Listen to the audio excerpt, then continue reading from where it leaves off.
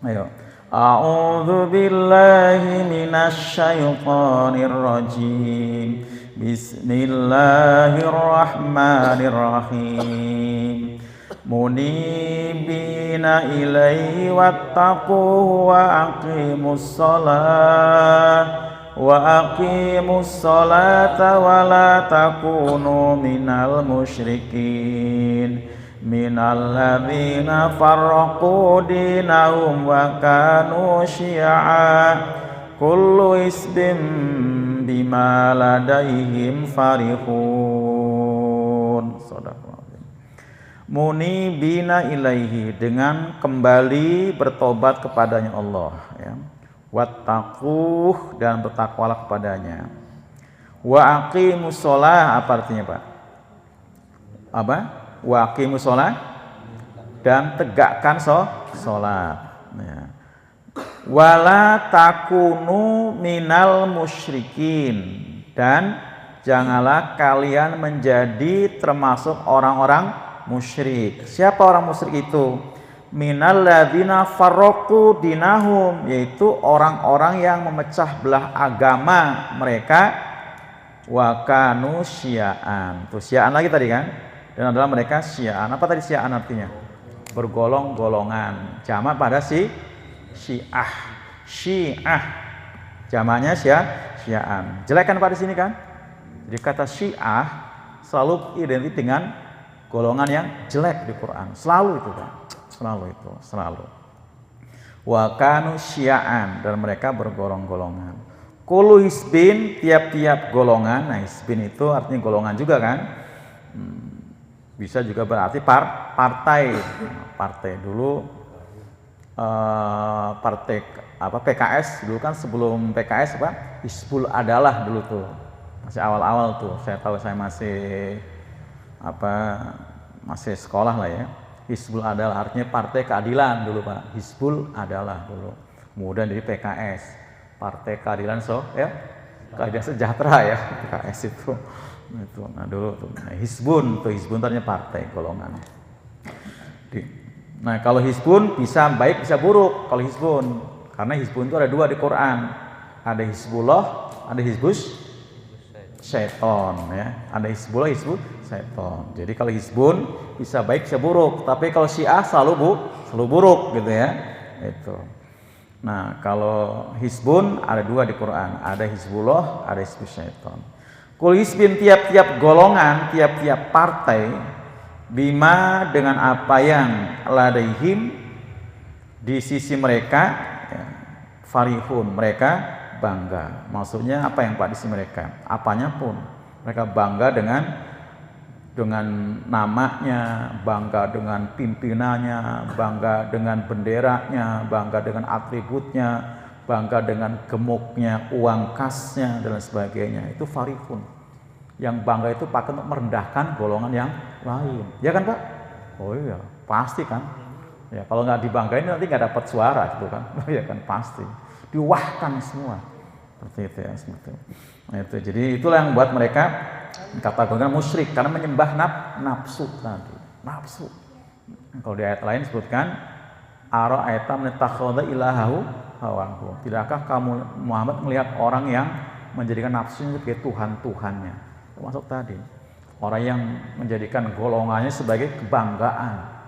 Pak, bangga dengan golongannya tadi itu, sehingga dipakai untuk merendahkan golongan yang lain. Mau bentuknya apa saja, mau ormas, ya di sekitarnya ormas luar biasa loh Pak. Bahkan ormas yang cenderung kayak preman aja kita makan legal kan Pak ya. Oh ya kan, itu kan Masya Allah itu ya, yang kayak preman aja, lagunya kayak preman legal kita Pak, legal itu. Belum lagi yang ilegal ya, itu seperti itu. Itu ya, bahkan ormas Islam yang ya baik bagus malah ada dibubarin Pak, dibubarin gitu ya, dibubarin ada. Nah semua itu termasuk kategori musyrik ya, kalau sampai terjadi perpecahan yang kemudian dengan golongan tadi jadikan sebagai sarana kebanggaan, kesombongan ya, untuk merendahkan golongan yang lain itu. Jadi betul kata Nabi bahwa al-jama'atu rahmah wal furqatu adab. Bersatu itu rahmat, tapi berpecah belah itu adab. Karena ternyata tadi ya, satu golongan akan merasakan keganasan golongan yang lain. Ya, kembali ya ke 65-nya tadi. Undur kaifa nusariful ayati la'alahum yafqahun. Perhatikan ya, bagaimana kami menjadikan berulang-ulang termasuk ayat-ayat Quran juga berulang-ulang, Pak. Berulang-ulang ayat Quran juga termasuk ayat-ayat yang bukan ayat Quran, maksudnya ayat-ayat yang kauniyah ya, yang terjadi di jagat raya ini. Semua juga itu ayat-ayat Allah, tanda-tanda kebesaran Allah itu juga berulang-ulang. Bentuknya musibah-musibah yang berulang-ulang, hal-hal yang baik juga berulang-ulang. Tadi termasuk banjir ini kan berulang-ulang. Itu termasuk bagian daripada apa? Ayat-ayat Allah. Yang kalau sudah Allah turunkan, susulan tadi ya, susul menyusul kali ya. Susul menyusul. Nah, seperti itu. Nah, ini jadi ini semua Allah ulang-ulang agar mereka semua memahami, tapi tetap aja mereka jahil, nggak mau tahu.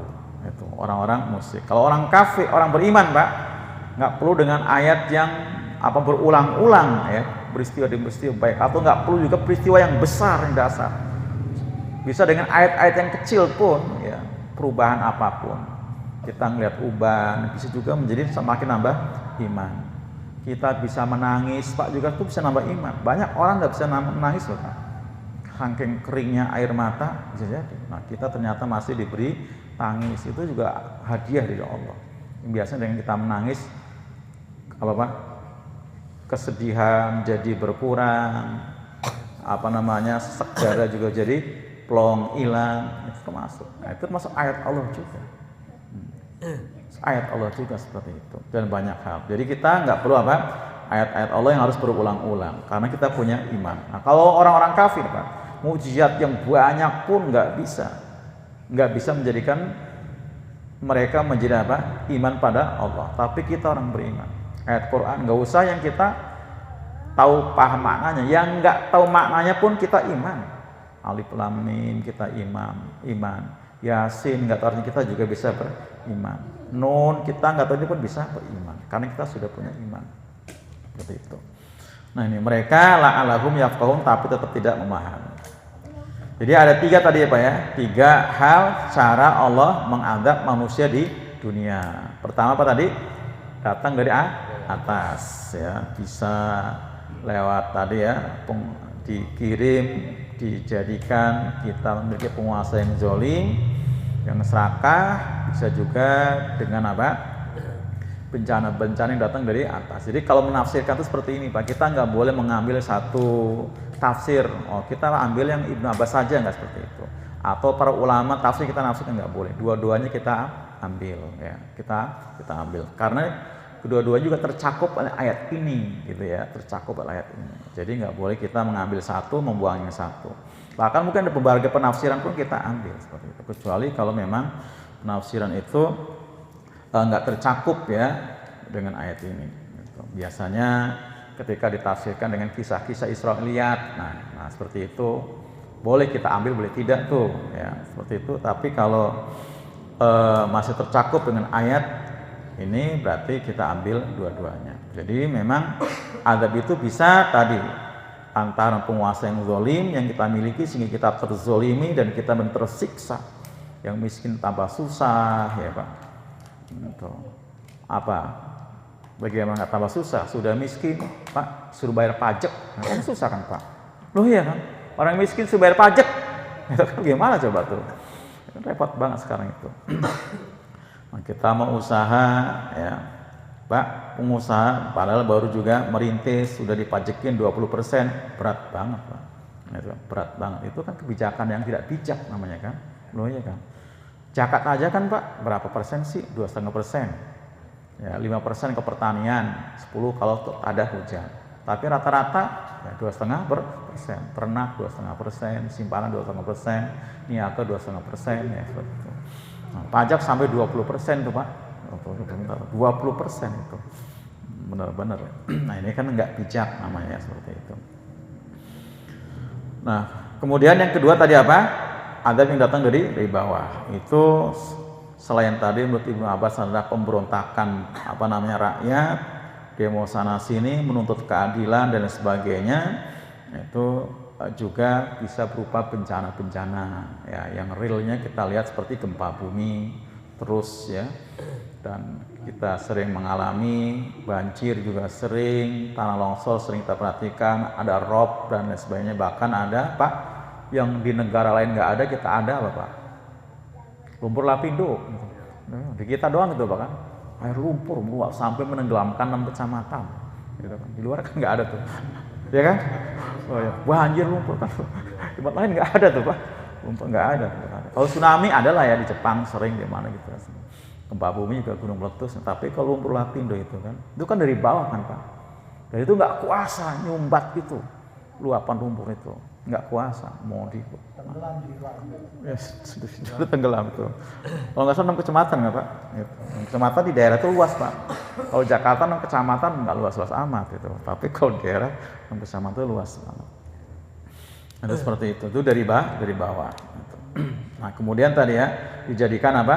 Kita bergolong-golongan, termasuk itu bagian daripada azab, di mana satu golongan dengan golongan yang lain saling apa? Merasakan keganasan. Bentuknya bisa macam-macam, bisa ormas, bisa partai, bahkan juga bisa negara Pak. Negara. Ya, sekarang kan Masya Allah, negara adidaya mencaplok negara yang lemah, termasuk bagian itu. Masuk negara. Itu bagian pada apa? Syiaan tadi. Lanjut. Wa kadzdzaba bihi qaumuka wa huwal haqq. Ya, dan benar-benar telah mendustakan ya dengannya ayat-ayat yang berulang-ulang tadi, termasuk Quran yang tidak bisa mereka bantah tadi ya, itu mereka dustakan.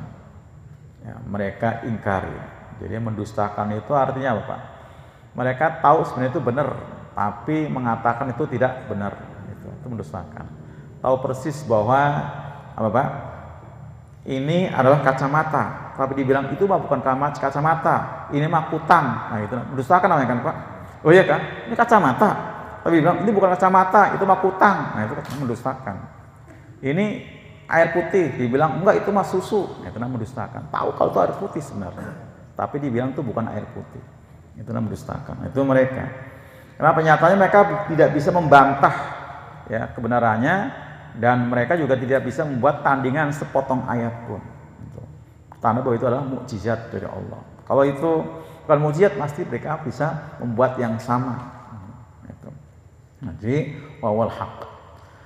Qul lastu alaikum biwakil. Katakan ya Muhammad bahwa aku alaikum biwakil. Aku tidak bisa apa?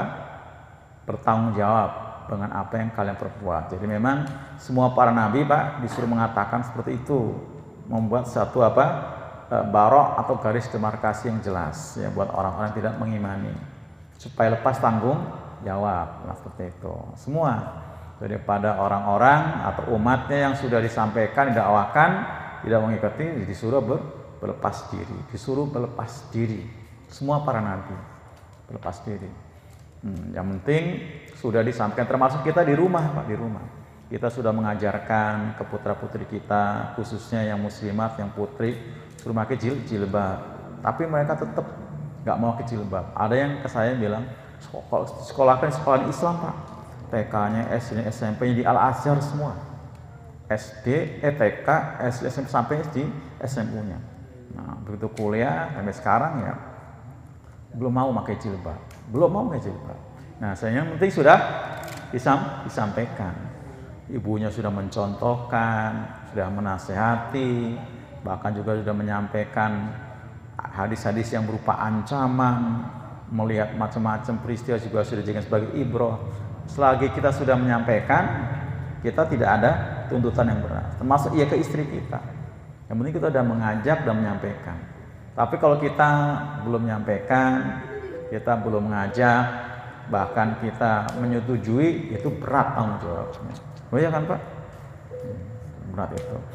Jadi keluarga kita yang belum bisa baca Quran, kita sudah ngajak, udah ngajarin, tapi mereka nggak mau belajar. Nah itu kita sudah ringan tanggung jawabnya. Tapi kalau kita nggak ngajarin, kita nggak menyekolahkan tempat-tempat yang Islami yang bisa diajarkan Quran, itu berat tanggung jawab kita. termasuk para nabi. Nabi itu dakwah di siang malam dakwahnya. Kok mereka ngimani? Sudah, itu nggak ada tanggung jawab, nggak ada tanggung jawab gitu ya. Ini jadi termasuk buat kita ini sebagai para pemimpin di rumah kita, semua hal yang baik kita sampaikan. Kalau kita sampaikan Pak, masalah sholat, masalah ngaji, semua nanti kita insya Allah nggak akan berat untuk bertanggung jawab di hadapan Allah. Tapi kalau kita belum mengajak, belum menyampaikan, belum mencontohkan, itu berat tanggung jawabnya. Bisa jadi kita diseret dulu nanti ke neraka, ya kan? Seperti itu. Naudzubillah min dzalik. Mohon maaf sekali lagi. Ini ayat yang ke berapa nih belum dikaji tadi ya? 68-nya ya. Atau 67 68 insya Allah nanti kita ulang. Demikian. Assalamualaikum warahmatullahi wabarakatuh. Waalaikumsalam.